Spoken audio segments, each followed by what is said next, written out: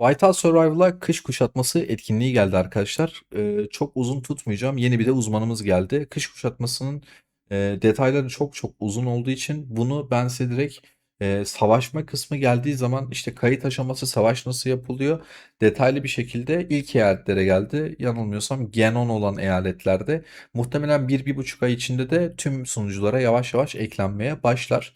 Biz ilk sunucuda Anıl ve Barut Ahmet'in hesaplarında bunu oynayacağız. Size videosunu detaylı bir şekilde çekeceğim taktikler varsa. Şimdi önden sadece bir etkinliğimize bakalım ve mağazasına bakalım. Sonra da hızlıca yeni gelen uzmanımıza geçip oradan ayrılırız. Videoyu beğenip yorum yaparsanız ve kanala abone olursanız çok sevinirim arkadaşlar. Hepinize iyi seyirler dilerim. Şimdi etkinlikte önce bir eşleştirme aşamamız var. Eşleştirme aşamasındaki işte 2 gün sürüyor. Kayıt aşamaları falan var. Bunları sana detaylı bir video olarak atacağım. Şimdi ödül sistemimize bir öncelikle bakalım. Ödüller kısmında arkadaşlar bildiğiniz ittifak şampiyonası gibi çaylak sağ tarafa geçtiğinde işte değişik değişik yiğit yapmışlar. Bir sonraki öncü, bir sonraki ulu, sonra mitik ve sonra efsanevi şeklinde gidiyor. Tabii bunların her birinin mağaza jetonu ve yanında verdiği ödül miktarları da artıyor. Ada parçası, mağaza jetonu, mitik donanım sandığı, işte biraz da elmas veriyor. Tabii ilk aşamalarda biraz daha ödüller düşük olacak.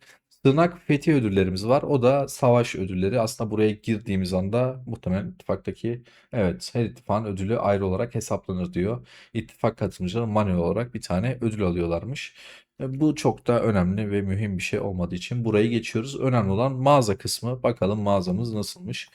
En soldaki troll mü bilerek mi yaptılar? Hiçbir fikrim yok. Bir tane koymuşlar sadece.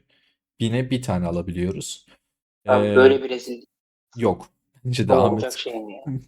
Yani mantığını bilmiyorum. Bu mağaza günlük mü yenileniyor yoksa etkinlik boyunca sadece bir kere kullanılmak mı? Ondan da emin değilim ama muhtemelen bir etkinlik boyunca sadece bir kere bunları alabiliyoruzdur. Bir sonraki geldiğinde tekrar yenileniyordur diye tahmin ediyorum. İşte 1500 mağaza jetonuna yandaki arıtılmış tozdan, 1500 jetona ateş kristali, soldaki tılsımlardan işte 5000 kullanarak ondan alabiliyoruz. 2500 kullanarak tılsım kılavuzu, aşağıda 2000 kullanarak TP falan alabiliyoruz. Mağaza beni çok memnun etmedi. Etkinlik konusunda heyecanlıyım. İttifaktaki arkadaşlarımızla birlikte girip beraber oynayabileceğimiz bir etkinlik daha eklenmesi oyuna güzel oldu. Çünkü oyunun belli bir haftası boş geçiyordu. Whitehouse Survival. Kardeşim o haftada kesinlikle sosyalleşme, oyunu oynamaya devam et deyip bize güzel bir ittifak etkinliği getirmiş. Ama çok aktiflik gerektiriyor mu ondan emin değilim. Çünkü bir askerleri kaydedip saldırı formasyonuyla oynayacaksak aktif bir şekilde dökümhane gibi savaşmayacağımız aşikar. O yüzden çok da zamanımızı almayabilir. Şampiyona gibi abi ya gördüğünüz Evet. üzere. Ama yenir abi bedava ödül. Biz ne gelse okeyiz. Hani anladın mı? Ateş kristali de gelse alalım. Tılsım da gelse alalım. TP de gelsin. Gönül isterdi ki bu mağazaya biraz mitril, biraz da mitik kahraman donanım sandığı koysalardı. Çok güzel olurdu. Eklememişler. Canları sağ olsun. Umarım güncellemeyi getirip mağazayı biraz daha iyileştirirler. Çok uzatmak istemiyorum. Etkinlik çok fazla detaylı. Yani size buradaki bilgiler kısmındaki 3 sayfalık 4 sayfalık yazıları da okumak istemiyorum. Etkinlik 2-3 gün sonra bizde savaş kısmı başladığı zaman size güzel bir uzun savaş videosu atarım. Umarım orada bir taktik ya da strateji bulup en yüksek ödülleri almanızı sağlarız arkadaşlar. İzlediğiniz için teşekkürler. Sizleri hiç bekletmeden yeni uzman videomuza gönderiyorum. Herkese iyi seyirler dilerim. Videoları izleyen arkadaşlarımın %68'i kanala abone değilmiş arkadaşlar. Farkında olmadan abone olmayı unutuyor olabilirsiniz. Çünkü kanaldaki, YouTube'daki birkaç video izledikten sonra sürekli zaten önünüze videolar çıkıyor. Eğer unuttuysanız kanalıma destek olmak isterseniz abone olursanız çok sevinirim. Hepinizi çok seviyorum. Hadi videoya devam edelim. Vital Survival'a yepyeni bir uzman geldi arkadaşlar. Uzmanımızın ismi Garrett. İnanılmaz bir şekilde masraflı bir uzman gibi gözüküyor. Şimdi detaylı bir şekilde bu uzmanı inceleyeceğiz. Öncelikle seviyesini yükselttiğimizde bize verdiği öldürücülük %3,5 ya da sağlık. Bunlar seviyesi yükseldikçe zaten artıyor. Ve seviyesi yükseldikçe bizde bir pasif yeteneği var. Hızlı bir şekilde pasif yeteneğine bakalım. Dışarıdan gayet güzel gözüküyor. Bir komutan olarak Garrett askerlerini hayatta tutmanın önemini biliyor diyor. Yani bize bir revir kapasitesi veriyor arkadaşlar. Toplamda 10. seviyeye getirdiğimizde bunu artı 200 bin, daha doğrusu 11 yapı full yaptığımızda artı 200 bin revir kapasitesi ve artı olarak yine iyileştirme hızınız %50 artış olacak. Bu %90 %100 olarak diyebilirim. Oradaki iyileştirme hızı şu şekilde etkiler. Hesabınıza diyelim ki %150 %200 iyileştirme hızına sahipsiniz. Araştırma merkezinden ya da başka yerlerden gelen onun üstüne direkt olarak eklenecektir. Bu aslında hepimizin işine yarayan bir şey. Özellikle SVS savaşlarında falan ya da Tiran Savaşı'nda revir kapasitemiz zaten sınırsız ama özellikle SVS Savaşı'nda şehrimize aniden gelen saldırıda revir kapasitesi dolduktan sonra kalan askerler ölüyordu. Biraz daha kapasitenin artması hepimizin işine yarayacak. Burada bunu herkes seviyesini yükselttikçe zaten kapasiteyi alacak. Bunu şu seviyeye getirin, şunu bırakın diyemeyeceğim. Demememin sebebi biraz sonra yeteneklere geldiğimde göreceksiniz. Çünkü çok yükseltebilecek bir uzman değil gibi geldi bana. Şimdi ilk yetenekle başlayalım. İlk yeteneğimiz göze çok güzel hitap ediyor. Demir hediyeleri diyor. Her 100 asker basma başına, eğitme başına arkadaşlar günlük 6 taneye kadar bize sandık veriyormuş. Öncelikle sandığın içeriklerine bakalım. %0 nokta bilmem kaç ihtimalle 100 ateş kristali. %20 birlik savunması takviyesi 12 saatlik gerçekten çok iyi ve sağlık takviyesi. Sonra ateş kristali ve hızlandırmalar olarak ödüller azalıyor. Sandık içerikleri inanılmaz iyi. Şu ana kadar oyuna gelen en iyi sandık içeriklerinden bir tanesi. Ama burada şöyle bir kota koymuşlar. Ben işte günde 3000, 4000, 5000 asker basarım dersiniz. Şu kadar sandık alırım. Ona bir sınır getirmişler. Bunu 10 seviye yaptığınızda maksimum 30 tane sandık alabileceksiniz. Bu biraz oyunun şeyine göre adil olmuş. Çünkü çok fazla sandık alabiliyorduk hesaplarsanız. 5. seviyede sandık miktarı yine 2'ye çıkıyor. Sonra günlük sınırda 16'ya kadar artıyor. 5 seviyeye bunu getirebilirseniz ilk etapta en azından gayet güzel olur diyebilirim. Çünkü ödüller çok iyi. Hemen ikinci yeteneğine bakalım. İşler bu kısma geldiğimizde biraz tatsızlaşmaya başlıyor. Artı 50 istatistik alıyor arkadaşlar. Yani istatistikte dümdüz savunma. Burada artık giderek yüksek yatırımlı oyuncularla düşük yatırımlı oyuncular arasındaki farklar açılmaya devam edecek. Çünkü siz bunu neredeyse hiç yükseltemeyeceksiniz. Oyunda en zor yükseltilen uzmanlardan bir tanesi neydi? Hatırlarsınız. Romulus. Yani kaç yıl geçerse geçsin gerçekten onun malzemelerini tamamlayamıyorsunuz. Çünkü çok yüksek yatırımlı oyuncular bile zaten bunu tamamlamakta zorlanıyorlar. Oyuna para atmayan ya da düşük yatırımlı oyuncuların da oyuna para yatırdığı önceliği uzmanlar olmadığı için yine bu konuda büyük sıkıntılar yaşıyor. Bu da 20. seviyede direkt net bir şekilde istatistiklerimize birlik savunması artı 50 eklenecek. İşte 4000 savunmam varsa benim 4050 olacak. Balinalar için gerçekten güzel istatistik. Onlar için çok iyi bir uzman olmuş diyebilirim. Bir sonraki kısma geldiğimizde yenilmez irade yeteneği yine bir öncekinin hemen hemen aynısı. Sadece istatistik birimi değişiyor. Burada da savunma yerine direkt net bir şekilde artı 50 sağlık alıyoruz. Yine bunu da aynı şekilde 20 seviyeye getirmek inanılmaz. Hem hızlandırma hem kitap hem de diğer parçalar çok maliyetli olacağı için size bu konuda maalesef güzel haberi veremeyeceğim. Dördüncü ve son yeteneğimiz çok kafa karıştırıcı geldi.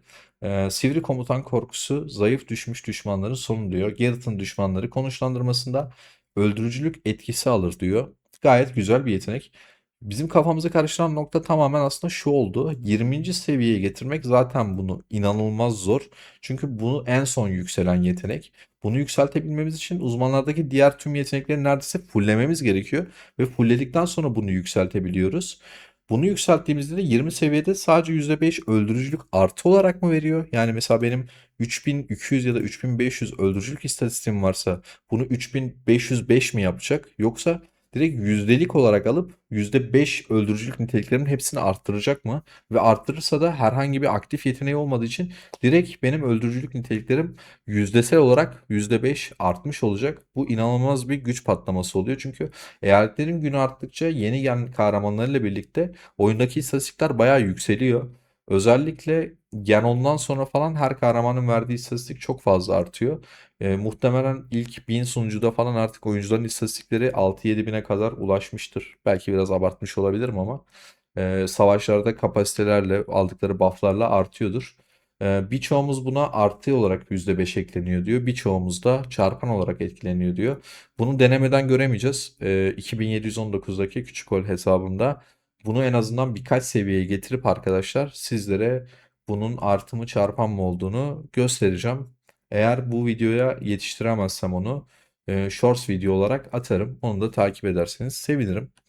Genel olarak uzman yüksek yatırımlı oyuncular için aslında güzel mi? Değil. Şundan dolayı değil diyorum. Şimdi yüksek yatırımlı bir hesap oynadığım için şunu düşünüyorum.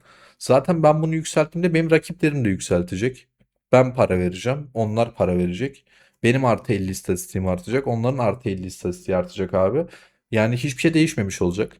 Çünkü benim Tiran Savaşı'ndaki rakiplerimin hepsi bunu fulllemiş olacak. Ben de fulllemiş olacağım.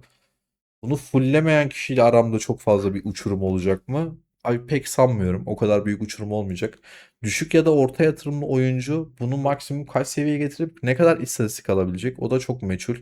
Dediğim gibi oyunda çünkü tılsımlar var, şef donanımları var, petler var, kahraman donanımları var. Hani hepsini belli bir noktaya getirmeden tutup gidip uzmanları yükseltemiyoruz ya da onlara bir bütçe ayıramadığımız için bence düşük yatırımlılar için çok uygun olmamış.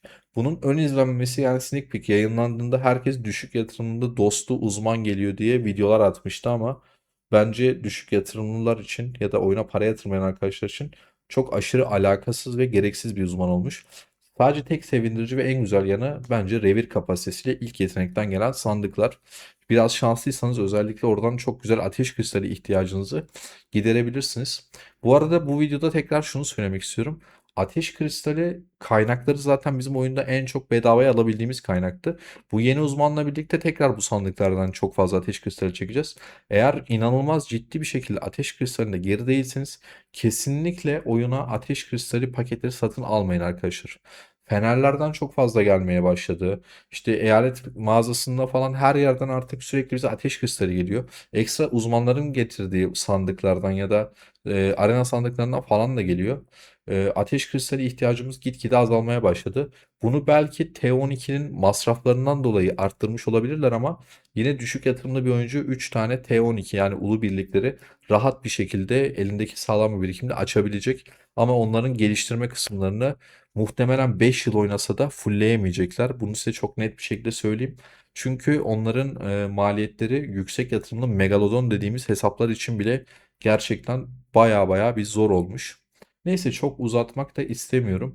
Garrett uzmanı benim için biraz sınıfta kalmış gibi oldu. Çünkü herkesin fullleyip yükselteceği ama düşük yatırımlı ya da yatırım yapmayan arkadaşların pek işine yarayamayacağı bir uzman olarak listemize eklendi. Elinizdeki malzemeleri buraya kullanmak mantıklı mı? İlk yetenek kolay yükseltebileceksek mantıklı. Onu belli bir seviyeye getirdikten sonra tamamen salmak gerekiyor. Zaten bu uzmanı açtıktan sonra yükseltirken bunu siz de fark edeceksiniz. Ve ayrıca bu muhtemelen şu anda tüm eyaletlere gelmemiştir. Hangi eyaletlere kadar eklendi? İnan hiçbir fikrim yok. Bunun bilgisi varsa yorumlarda buluşalım. En azından ben şu eyaletteyim bize geldi ya da ben şu eyaletteyim bize gelmedi yazarsanız chat'teki arkadaşlarla iletişim ağı kurmuş oluruz. Video izlediğiniz için çok teşekkür ederim. Umarım faydalı bir video olmuştur. Kendinize çok iyi bakın. Yeni videolarda görüşmek üzere. Sağlıcakla kalın.